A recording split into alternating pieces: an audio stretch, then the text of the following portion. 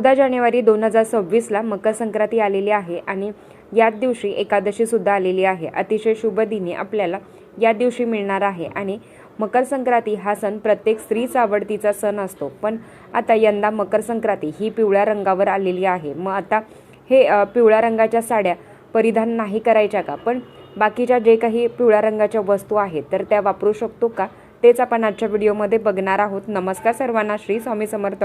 तुम्हा सर्वांचं आपल्या चॅनलमध्ये खूप खूप मनापासून स्वागत आहे। आता आधी एक गोष्ट लक्षात ठेवा की काही गावाकडे काही समाजामध्ये वेगवेगळी पद्धत असते आणि प्रत्येकजण आपापली पद्धत आपण सणवार साजरी करत असतो। तर आपल्या पद्धतीनेच आपण आचरण करत असतो। काही ठिकाणी असं आहे की संक्रांतीला काळ्याच रंगाची साडी घातली जाते किंवा मग सगळ्यात आधी तर मकर संक्रांत ही पिवळ्या रंगावर आलेली आहे। म्हणजेच मकर संक्रांतीच्या दिवशी फक्त पिवळ्या रंगाचं वस्त्र परिधान करायचं नाही। पण काही ठिकाणी असं आहे की ताई, आमच्याकडे असं आहे की देवीने जे वस्त्र परिधान केलेलं आहे म्हणजेच पिवळ्या रंगाचं वस्त्र परिधान केलेलं आहे, तर आमच्याकडे सुद्धा पिवळ्या रंगाची साडी घातली जाते। आणि काही ठिकाणी असं आहे की पिवळा रंग जो देवीने परिधान केलेला असतो तर तो रंग वर्ज्य करायचा असतो। आता मग जे लोक ते साडी घालतात तर ते चुकीचे आहेत का, तर नाही। प्रत्येकजण आपली रूढी परंपरा पाळत असतं आणि मला तर वाटतं तेच आपण करावं, कारण जे आपल्याला शिकवलेलं आहे। आता काही लोक म्हणतात की पिवळ्या रंगाची साडी घालायचीच नाही, कारण देवीने ही पिवळ्या रंगाची साडी देवीने परिधान केलेली आहे।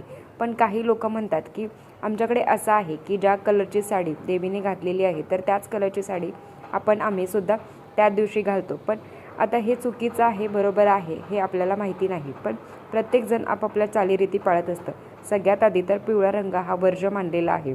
जर तुमच्याकडे ती पद्धत असेल तर मकर संक्रांतीच्या दिवशीच पिवळ्या रंगाची साडी परिधान करायची नाही आहे। पण हळदी कुंकूला म्हणजे जे रथसप्तमीपर्यंत हळदी कुंकू चालतं तर तिथे तुम्ही घालू शकता, काहीच अडचण नाही आहे। तेव्हा तुम्ही जो पिवळा रंग आहे तो फक्त मकर संक्रांतीपर्यंत 14 जानेवारीलाच वर्ज्य केलेला आहे। बाकी नंतर तुम्ही भोगीला घालू शकता, तुम्ही किंक्रातला घालू शकता किंवा तुम्ही नंतर सुद्धा घालू शकता, तुमची इच्छा असेल तर। तुम्ही फक्त मकर संक्रांतीच्या दिवशी तो रंग वर्ज्य केलेला असतो।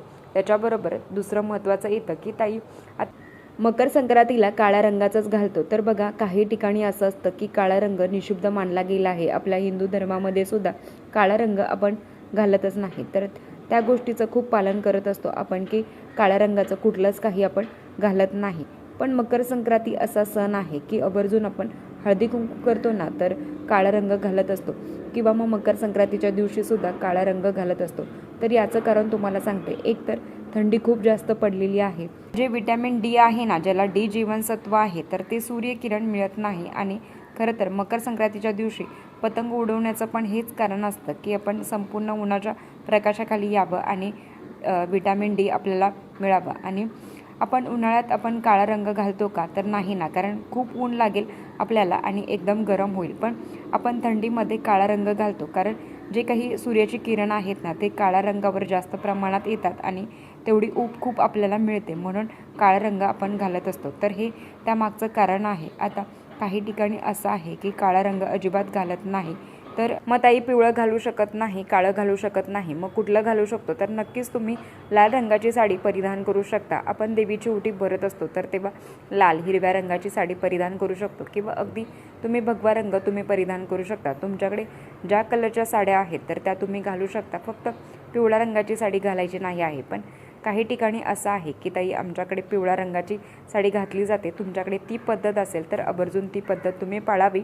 शेवटी प्रत्येकाचं आहे ना, आणि प्रत्येकीने आपापल्या गोष्टी रूढी परंपरा आवर्जून पाळाव्या। त्याच्याबरोबर येतं की ताई, मकर संक्रांत आता एक नवीन सण आहे की आपल्याकडे असं असतं ना की बघा, जेव्हा मुलीची पहिली संक्रांत असते तर तेव्हा आई मुलीला वाण देते, आई मुलीला साडी घेते, आई मुलीला बांगड्या वगैरे भरते। आणि आजही ती रूढी परंपरा आहे की प्रत्येक संक्रांतीला आई मुलीला बांगड्या भरते। ही जाऊ शकत नाही पण आई पैसे देते आणि आजही म्हणजेच आमच्याकडे पण ती पद्धत आहे की जेव्हा ही माहेरी जाते तर तेव्हा बांगड्या वगैरे तर कोणी काही भरत नाही, पण आई वडील बांगड्याचे पैसे दरवेळेस, मग तुम्ही कधी पण जा, तर दिवाळीला जा, संक्रांतीच्या आधी जा, उन्हाळ्याच्या सुट्टीला जा, तर आमच्याकडे संपूर्ण कुटुंबातील मुलींना बांगड्या भरायला पैसे दिले जातात, साडी घेतली जाते। बांगड्या आता आजकाल तर साडी पण असं होतं ना की पैसे देतात आणि हे घे 200 रुपये बांगड्या भर, तर ही परंपरा आहे। मग आपण जेव्हा संक्रांत असते तर मग पहिली संक्रांत आहे की ताई आई आम्हाला साडी देणार आहे, तर तुमच्याकडे जर काळा रंग घातला जात नाही तर मग तुम्ही साडी घेऊ नका. किंवा मग काही ठिकाणी असं असतं ना की पहिली संक्रांत आहे, मग खूप छान पद्धतीने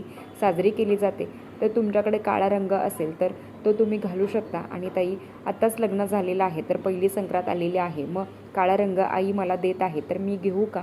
तर तुमच्याकडे जर काळा रंग घालत असतील तर तुम्ही घ्या, आणि जर नसेल तुमच्याकडे काळा रंग परिधान करत तर नका घेऊ. मग दुसरे रंग आहेत, तुम्ही लाल घ्या, हिरवा घ्या, असंख्य कलर आहेत, म्हणजेच नको तर सप्तरंगापेक्षा पण जास्त रंग आता आलेले आहेत, घेऊ शकता. किंवा मग तिच्यासाठी घेऊ शकता. शेवटी भाव आणि भक्ती खूप महत्त्वाचे आहे. बऱ्याच महिला काळ्या रंगाची साडी घालून म्हणजेच हळदी कुंकू करत असतात. तुमच्याकडे ती पद्धत असेल तर करू शकता. पण काही महिलांचं असतं ना की अजिबात नाही ताई, अगं हळदी कुंकवाचा सण आहे आणि मग आपण हे काही काळा रंग घालायचं का? तर बघा, हे प्रत्येकाचं मान्यावर आहे, प्रत्येकाचं न मान्यावर आहे. जिथे भक्ती आणि तिकडे परमेश्वर असतोच. पण एवढंच आहे की आपल्या हिंदू धर्मामध्ये काळा रंग काही घालत नाही, काळा रंग वापरून कुठलंही काही करत नाही.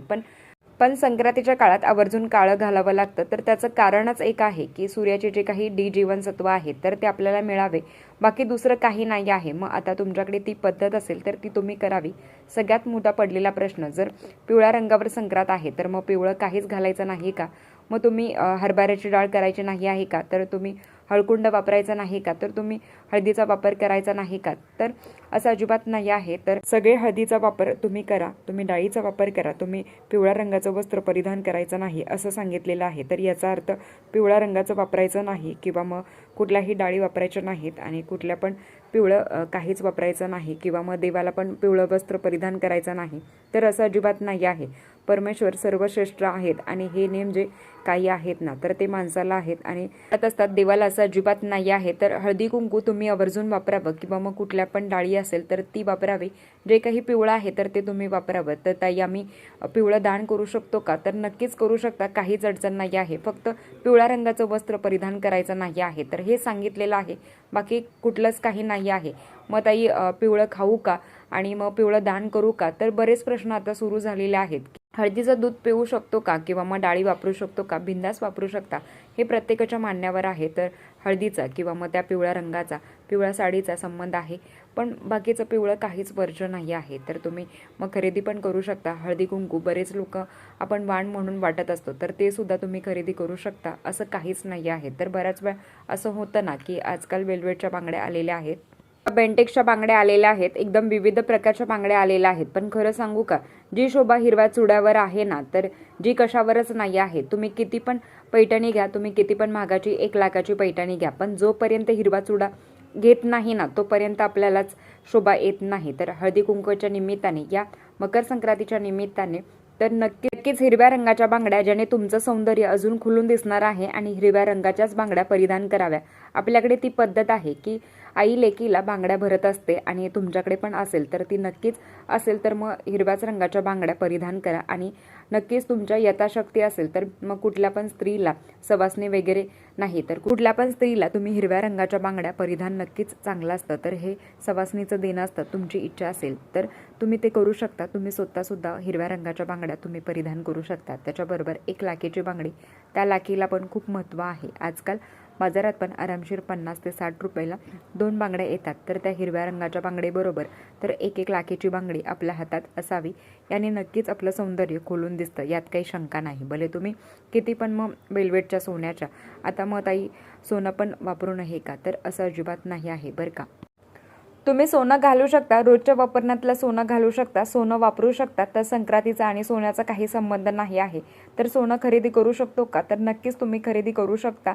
तर याचा आणि त्याचा काही संबंध नाही, फक्त वस्त्र सांगितलेलं आहे. पण काही घरात वस्त्रसुद्धा तेच घातलं जातं, तर काही लोक पाळत नाही.